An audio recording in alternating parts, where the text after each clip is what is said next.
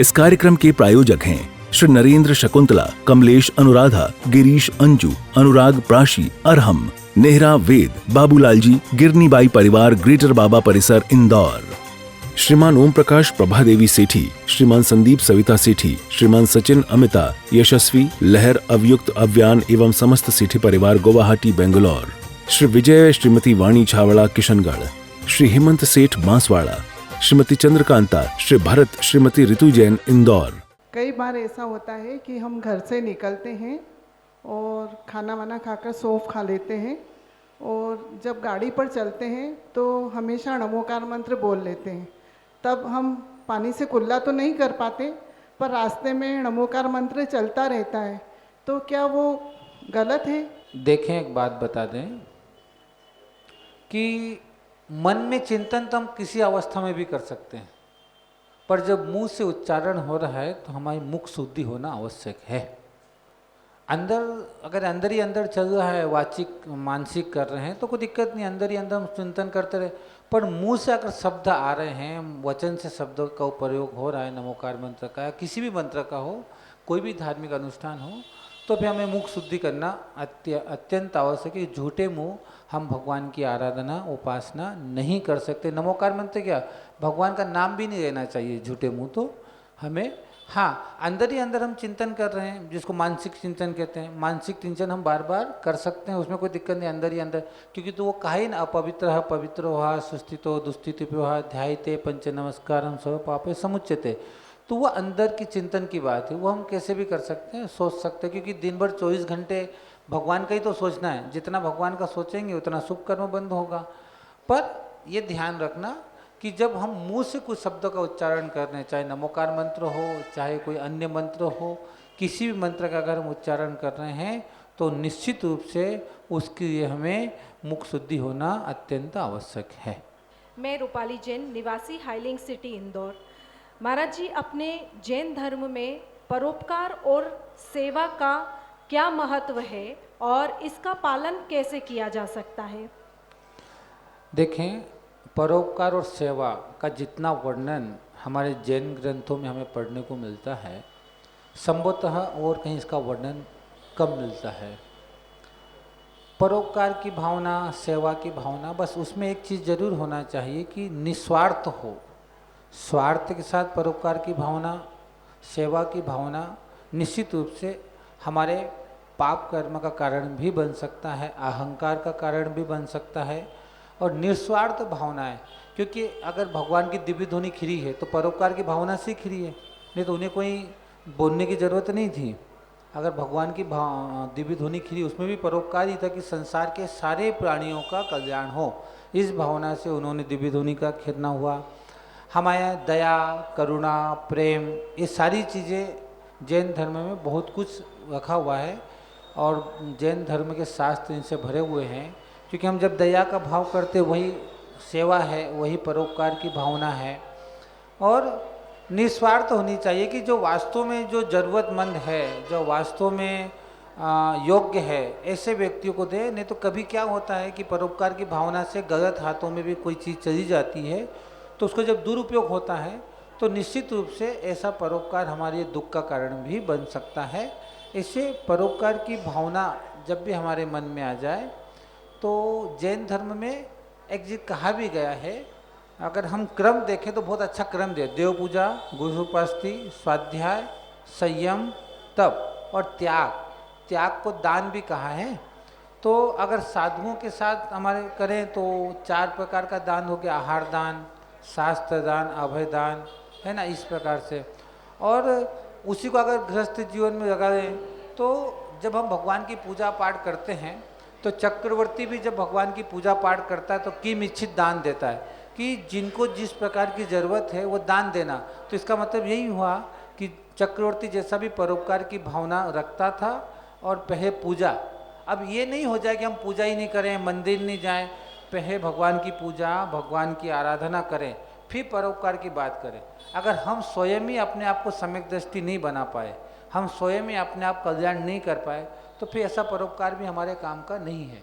पहले हम स्वयं मंदिर जाएं, भगवान की पूजा करें, भगवान की आराधना करें और हमारा कर्तव्य पूरा हो जाए, फिर हम परोपकार की भावना से बाहर निकले और समाज में जाकर के परोपकार की भाव रखें, परोपकार की भावना रखें, तो वो परोपकार 3 गुना बढ़ेगा। क्योंकि उसका कारण है कि आपने भगवान की आराधना की और जब आप बाहर जा रहे हो तो आपके अंदर दया करुणा का भाव जागृत है और आपकी भी जो इच्छाएं हैं वो भी पूरी होंगी। क्योंकि कहीं ना कहीं आपने जो भगवान की पूजा की उससे आप जो पुण्य का अर्जन किया है, उस पुण्य के अर्जन के भाव से जो परोपकार की भावना थी और भी आपके साथ कहीं व्यक्ति जुड़ेंगे, उस भावनाओं को लेकर के जन जन तक पहुँचेंगे। इसलिए दोनों जरिए मात्र परोपकार की भावना भी कार्यकारी नहीं है, धर्म के साथ परोपकार की भावनाएं जरूरी है और यही हमारे शास्त्रों में आचार्य भगवंतों ने कहा भी है। ओम नमः।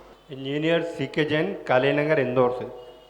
गुरुवार अभी आपने शंका का समाधान किया कि यदि मुंह झूठा है तो मन में स्मरण करना चाहिए। तो हमारा क्वेश्चन ये कि टॉयलेट में भी है तो मन में स्मरण करना उचित है। भगवान मुझे ये बताएं कि मन में अगर प्रभु को नहीं रखोगे तो किसको रखोगे? मन में तो 24 घंटे प्रभु है। अब जब मंदिर आते हो और स्था हे स्वामी अत्र अत्र संस्थानम अत्र तिष्ठत स्थापना अत्र मम सन्निधिकरण, तो क्या पूजा करने के बाद भगवान को यहीं छोड़ गए थे कि मन में लेके गए थे?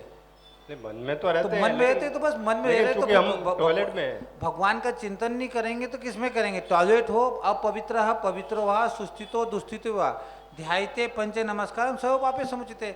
कहीं भी किसी भी स्थान में आप भगवान का मन में चिंतन अंदर रख सकते हो, मन में नमोकार मंत्र का चिंतन कर सकते हो। कोई विकल्प होना ही नहीं चाहिए। मन में अगर भगवान नहीं रखोगे तो किसको रखोगे? मन में भगवान को कहीं भी हो सकता है। कल तो आपको हॉस्पिटल में हो, भगवान का चिंतन करोगे नहीं, यहाँ तो सब पता नहीं कौन कौन छुए हुए हैं क्या है। तो ये सब शंकाएं जो होती ना, ये सब ज़्यादा सुन करके भी होती है। और ये व्हाट्सअप आचार्य जब से आए ना हमारे यहाँ, कौन से आचार्य? व्हाट्सअप आचार्य। तो ये जब से थोड़ा सा हम ज़्यादा ज्ञानी हो गए हैं। अगर मन में भगवान को नहीं रखेंगे तो किसको रखेंगे? हाँ, मन में अगर भगवान नहीं आएगा 24 घंटे और आत्मा जिसका हम चिंतन कर रहे हैं, हमारी स्वयं की आत्मा ही पवित्र है, फिर हम जा ही रहे ना। तो चिंतन तो किसी का भी मन में नहीं सोचेंगे तो क्या सोचेंगे? अगर जंगल में गए तो वहाँ किसी को मारने के लिए सोचेंगे, चोरी करने का सोचेंगे, किसी से झगड़ा करने का सोचेंगे? अच्छा ही सोचेंगे। और जो अच्छा सोच रहे हैं वही भगवान है, वही नमोकार मंत्र है। तो कोई भी चिंतन कहीं भी हम मानसिक रूप से कहीं भी हम रहें, हम नमोकार मन का चिंतन भी कर सकते हैं और भगवान के गुणों का स्मरण कर सकते हैं, उनके जीवन चरित्र का भी वर्णन कर सकते हैं। ओम नमः। नमस्तु गुरुदेव, नमस्तु। मेरा प्रश्न है कि आज दुनिया, शेखरचंद जैन, कालाई नगर, इंदौर। मेरा प्रश्न ये है कि आज दुनिया पाश्चात्य सभ्यता की ओर बढ़ती जा रही है, जबकि हमारे यहाँ हमारी जो संस्कृति, भारतीय संस्कृति पाश्चात्य संस्कृति से उच्च है, फिर भी दुनिया उस पाश्चात्य सभ्यता की ओर क्यों बढ़ रही है? देखें, बहुत सीधी सी बात है कि हमारी कमी इतनी रही है कि हम अपने जैन धर्म को जन जन का धर्म नहीं बना पाए। आज हम अपनी बात को लोगों तक नहीं पहुंचा पा रहे हैं। आज हम अपने भगवान महावीर की बात को लोगों तक नहीं पहुंचा पा रहे। और उसकी ये सबसे बड़ी कमजोरी ये है कि हमने बच्चों को अच्छी कॉलेज में पढ़ाने का सपना देखा, हमने बच्चों को अच्छी ट्यूशन पढ़ाने का सपना देखा, पर क्या कभी हमने अपने बच्चों को हमारे जैन धर्म के इतिहास के बारे में बताने की कभी कोशिश की क्या? या कोई ऐसी बड़ी पाठशाला जो स्टैंडर्ड हो, समय के अनुसार हो, ऐसी पाठशालाओं में भेजने का पुरुषार्थ किया क्या? क्या जब आपने अपने बच्चे को जन्म दिया था उस समय 8 साल की उम्र तक उसे मध्यमांस मधु नहीं खाना है, और 8 साल तक ऐसा आपने उसको समझाया था कभी कि देख तो क्यों मध्यमांस मधु नहीं करना है, तो कुछ जनवई पहन करके रहना है, क्योंकि 8 साल की उम्र के बाद जनवई उपनयन संस्कार होता है। आपने कराया था क्या कभी उसको? जब इन चीज़ों से हमने उनको छोड़ ही दिया है और पाश्चात्य संस्कृति को हमने स्वयं ने ढकेला है। आज हम माता पिता को कहते हैं कि चलो महाराज जी आए मंदिर में, चलो, तो कहते हैं कि भाई उनको तो पढ़ना है, लिखना है ना। अब वो जो पढ़ाई लिखाई है वो तो पाश्चात्य संस्कृति को ले जाने वाली है। आपके पास समय नहीं है, बहाना है, कह देते हो कि अभी तो स्कूल है, छुट्टी कैसे देंगे। और आपको जब आपकी मौसी के यहाँ, मामा के यहाँ शादी में जाना हो तो हम 8 दिन की शादी छुट्टी भी देते हैं। आपको घूमने जाना हो विदेश तो हम 8 दिन की छुट्टी भी देते हैं, तब हम एडजस्टमेंट करते हैं। पर धर्म सिखाने की हमने कभी बच्चों के साथ एडजस्टमेंट करने की कोशिश की क्या? आपने कितनी बार उसको याद दिलाया कि तू जब 45 दिन का था तेरे को मंदिर रह गए थे, तेरे अष्टम गुणों का नियम है। जब इन चीज़ों से हमने ध्यान नहीं दिया, आज हम धर्म प्रभावना के लिए में जुलूस निकालते हैं, तो जुलूस में भी क्या तुमको जैन संस्कृति दिखाई दे रही क्या? हम नाच रहे हैं, हम गा रहे हैं, हम नाच रहे हैं, हम गा रहे हैं, और हम अन्य अन्य तरह के नाटकों को अपने मंच पे दिखाते हैं। क्या हमने कभी आदिनाथ का जुलूस है तो उनकी 72 कलाओं को बताने की कोशिश की क्या? क्या हमने ब्राह्मी सुंदरी को कैसे शिक्षा दी थी वैसे हमने वो दृश्य बताने की कोशिश की क्या? क्या हमने भारतीय जैन संस्कृति के अनुसार जुलूसों में ड्रेस कोड पहन करके हम कभी आने की कोशिश की क्या? हमारे खाने के सिस्टम में क्या कभी हमारे घर के भोजन में हमारी जैन संस्कृति हमको दिखाई दे रही क्या?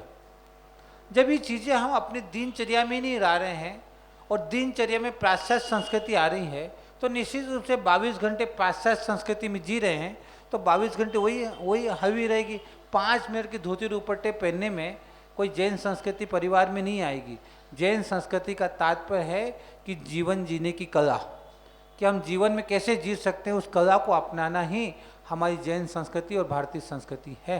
तो पहले हमें अपने घर से शुरुआत करना पड़ेगी। ओम नमः। नमोस्तु महाराज जी।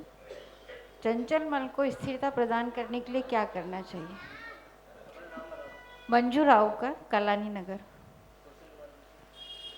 चंचल मन को स्थिरता प्रदान करने के लिए क्या क्या करना चाहिए? देखो, मन को स्थिर करने के लिए हमसे इस समय मन स्थिर करना तो नामुमकिन है। हाँ, पर मन को चंचलता के दौड़ने की ओर के रोक सकते हैं, क्योंकि 10वें गुण स्थान तक तो संभव ही नहीं है कि मन दौड़ेगा। जब केवल ज्ञान हो जाएगा तब मन दौड़ना बंद हो जाता है। तो मन को लगाने का मतलब है, मन को बंदर के समान कहा है। बंदर को कोई हाथ में खिलौना दे दें और जब तक उस खिलौने से खेलता रहेगा तब तक उसका मन कहीं जाता नहीं है। अब आप अपने हाथ में माँ जिनवाणी का खिलौना पकड़ लो कि माँ जिनवाणी के अनुसार हमको चिंतन करना है, मनन करना है, अपने आप को माँ जिनवाणी के साथ जीना है, तो फिर मन सांसारिक कामों में जाएगा। पर जैसे ही दिमाग में आएगा कि माँ जिनवाणी क्या कहती, तो हम संसार से लौट करके वापस परमात्मा की राह में आने का पुरुषार्थ कर सकते हैं। ये संभव ही नहीं है कि हम यहाँ रह करके गृहस्थ अवस्था में चंचल मन को रोक सके। या बस रोकने का तात्पर्य है कि हम संसार से निकल करके मोक्ष मार्ग की ओर अपने आप को लगाने का पुरुषार्थ कर सकते हैं। और स्वाभाविक बात है कि जब हम कोई चीज़ बार बार करते तो हमारे अंदर आ जाती है, हमारे अंदर उतर जाती है। और जब हमारे अंदर ये उतरती है तो निश्चित रूप से हमारे लिए उसके लिए हमें माँ जिनवाणी का चिंतन, मनन और उसका स्वाध्याय, और अभी मन को भटकने के लिए सबसे अच्छा साधन अगर है तो माँ जिनवाणी का स्वाध्याय और माँ जिनवाणी की सेवा। ये 2 चीज़ें ऐसी हैं कि जिससे हम अपने मन को चंचलपन होने से रोक सकते हैं और अशुभ की ओर जाने से रोक सकते हैं और शुभ में प्रवृत्ति करा सकते हैं। क्योंकि मन या तो शुभ में जाएगा या शुभ में, तो शुभ में जाने की ये शुभ क्रियाएं। अब शुभ क्रियाएं क्या हैं? हम भगवान की सुबह से उठें, भगवान की आराधना करें, भगवान की उपासना करें। घर में कोई झगड़ा हो रहा है, कोई बातचीत हो गई है, कोई कर्म की उदय ऐसा आ गया है कि हम बहुत टेंशन में हैं, तो फिर माँ जिनवाणी को याद करना कि भैया जो मेरे पास है वो भी मेरा नहीं है, जो चला गया वो भी मेरा नहीं है, और जो आएगा वो भी मेरा नहीं है। ये सब कर्म के उदय से हैं और कर्म ही सुख दुख का काम करते हैं, मन को भटकाते हैं। तो मैं फिर अशुभ क्रियाओं में जाने के बजाय अपने आप को स्वाध्याय में लगा लूँ, अपने आप को महाराज गुरु भक्ति में लगा लूँ, अपने आप को देव भक्ति में लगा लूँ। तो इस प्रकार का जब बार बार चिंतन हम करते हैं तो निश्चित रूप से मन शुभ में जाएगा। किस में जाएगा? शुभ में। मन स्थिर तो नहीं होगा, मन स्थिर नहीं होगा भी, पर शुभ में अपने मन को लगा सकते हैं। ओम नमः। नमोस्तु महाराज जी, मेरा नाम आरव है और मेरा प्रश्न यह है कि हमको जब भी पाठशाला में सिखाते हैं कि भगवान वीतराग सर्वज्ञ होते हैं, पार्श्वनाथ भगवान वीतराग सर्वज्ञ हैं।